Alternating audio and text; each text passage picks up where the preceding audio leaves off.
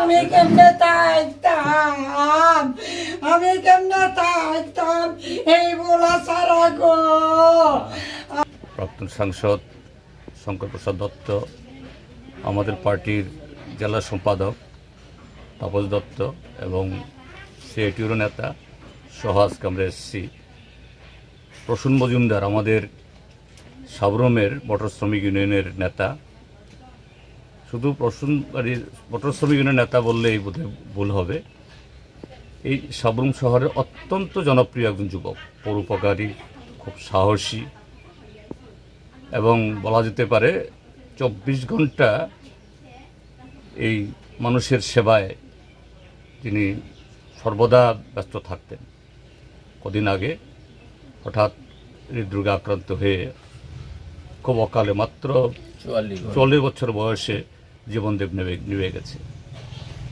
তার বাড়িতে এসেছি, তার বৃদ্ধ মা বাবা তাদেরকে দেখার জন্য, একটু প্রবোধ দেওয়ার জন্য।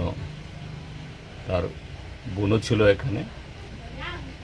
তো আমরা এই কমরেড প্রসূনের প্রতি আমাদের গভীর শ্রদ্ধা জ্ঞাপন করছি তার স্মৃতির প্রতি, এবং তার মা বাবা, বন্ধু, পরিবার, পরিজন সকলের কাছে সমবেদনা জ্ঞাপন করছি।